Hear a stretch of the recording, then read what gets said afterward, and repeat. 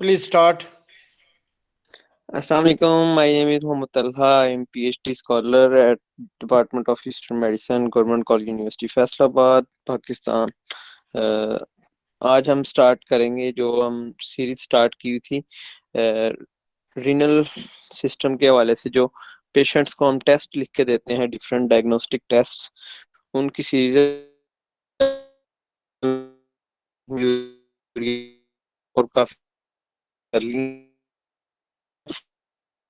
और इसके urea actually क्या चीज होती है और ये एक्सप्लेन करूंगा।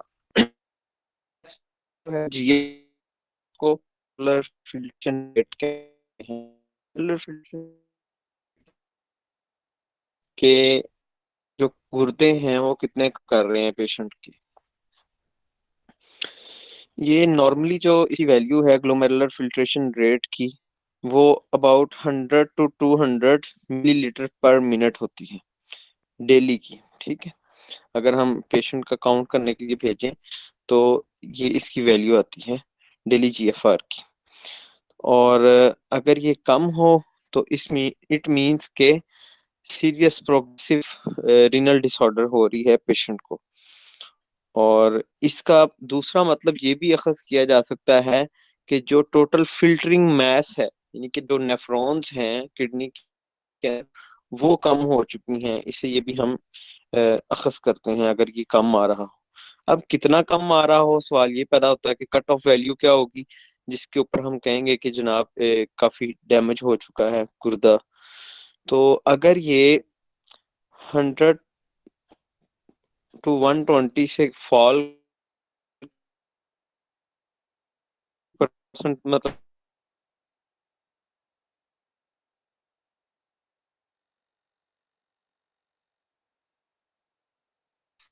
नेफ्रॉन्स हैं वो डैमेज होना स्टार्ट हो चुकी हैं। और इसका हम अगर एविडेंस लेना चाहें तो दूसरी तरफ हमें सीरम यूरिया और क्रेटिनिन अगर हम करवाएं तो वो रेज होना स्टार्ट हो जाते हैं इस लेवल पे आके। यानी कि अगर एक पेशेंट के सीरम यूरिया और क्रेटिनिन के ऊपर सिर्फ बेस करे फिजिशियन डॉक्टर, कि वो सिर्फ सीरम यूरिया और क्रेटिनिन करवाता रहे कि मैं रीनल फेलियर, यानी कि फॉर एग्जांपल मरीज आया, उसको सोजिश होनी स्टार्ट हो गई है, उसके सूजन पड़ी है, एडिमा हो रहा है आंखों के इर्द गिर्द स्पेशली, तो उसको फौरन रीनल फंक्शन टेस्ट करवाने चाहिए। अगर रीनल फंक्शन टेस्ट उसके नॉर्मल आते हैं, रीनल फंक्शन टेस्ट में सीरम यूरिया और सीरम क्रेटिनिन होता है, अगर ये नॉर्मल आते हैं तो उसको जीएफआर भी लाजमी करवा लेना चाहिए पेशेंट का, जीएफआर ग्लोमेरुलर फिल्ट्रेशन रेट। क्योंकि यहाँ पर लिखा हुआ है कि जीएफआर 50% जब होता है कम, तब यूरिया और क्रेटिनिन रेज होना स्टार्ट होते हैं। तो early detection of renal failure करना हो तो हमें GFR is more suggested test है बजाय यूरिया और क्रेटिनिन लेवल के। ठीक है, अगर पेशेंट को सिम्टम आ रही हैं एडिमा वगैरह की, तो आपको चाहिए कि आप पर भी अर्ली। अब हम बात करते हैं सीरम यूरिया लेवल। इसका एक फॉर्मूला भी है जीएफआर काउंट करने का। क्लियरेंस लेवल से पता चलाया जा सकता है कि जीएफआर कितना है। क्रिएटिनिन क्लियरेंस का फॉर्मूला है urinary creatinine level over urine flow rate multiply by plasma creatinine level. तो इससे आप डिटेक्ट कर सकते हैं, कैलकुलेट कर सकते हैं अगर आपके पास ये वैल्यूज हों तो। अब बात करते हैं सीरम यूरिया लेवल। ये जो टेस्ट हम करवाते हैं, ये एक्चुअल में प्लाज्मा के अंदर जो वॉल्यूम होता है यूरिया का, उसको हम डिटेक्ट कर रहे होते हैं। और ये फ्रीली फिल्टर हो जाता है वैसे तो ग्लोमेरुलस से।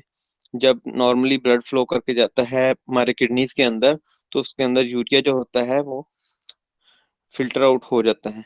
और डिहाइड्रेशन के केस में ये रीअब्सॉर्ब भी होता है ब्लड के अंदर, तो इसलिए इसको फिर डिटेक्ट भी किया जाता है। और इसकी जो रेशो होती है क्रेटिनिन के साथ, वो 20:1 है। मतलब अगर एक एक मॉलिक्यूल क्रेटिनिन का है ब्लड के अंदर, तो 20 मॉलिक्यूल्स जो से हैं वो यूरिया के होने चाहिए। और ये रेशो इंक्रीज हो जाती है डिहाइड्रेशन के रिजल्ट में।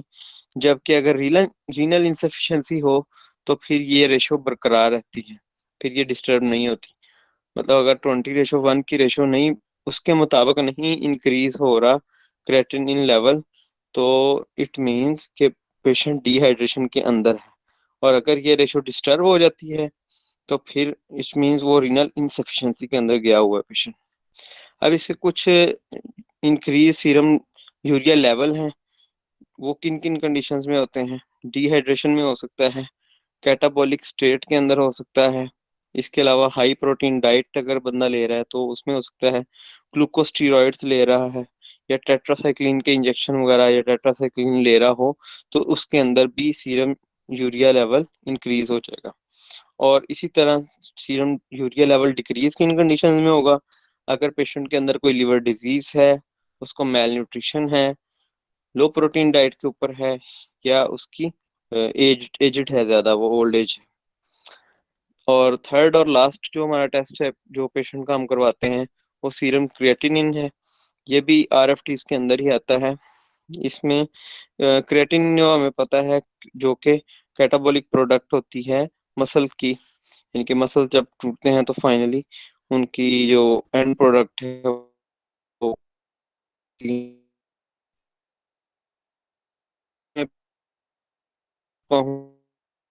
जो है वो सिर्फ जीएफआर होता है।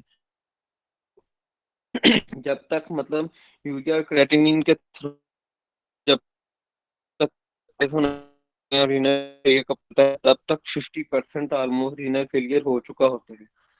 तो इसकी वैल्यू जो होती है कट ऑफ 1.2 mg/dl होती है ब्लड सीरम के अंदर। इससे जैसे ही रेज करे तो हम कहते हैं कि रीनल फेलियर डिटेक्ट हो गया, और मजीद उसकी फिर मैनेजमेंट की तरफ जाते हैं। अब ये भी डिफरेंट कंडीशन है जिनके अंदर सीरम क्रेटिनिन लेवल इंक्रीज होता है, जैसे कीटोसिडोसिस होता है, डायबिटिक कीटोएसिडोसिस वगैरह। इसके अलावा डिफरेंट ड्रग्स हैं जिनके लेने से सीरम क्रेटिनिन लेवल बढ़ जाता है, जैसे सेफलो सेफलोस्पोरिन वगैरह जो सी होती हैं, एस्पिरिन, सिमिट्रिडीन वगैरह। इसके अलावा कुछ ऐसी कंडीशंस भी हैं जिनके अंदर सीरम क्रेटिनिन लेवल डिक्रीज करता है। इसमें एडवांस एज है, लिवर डिजीज है, ये कंडीशंस है। तो ये थी हमारी सिम्टम्स, आज खत्म हो गई हैं। तो नेक्स्ट से इंशाल्लाह हम रीनल फिजियोलॉजी के ऊपर जाएंगे, और डेली मैं आपके साथ रीनल फिजियोलॉजी का कोई ना कोई एक पार्ट बयान किया करूंगा। In the end, thank you sir so much for providing me this opportunity. Thank you so much.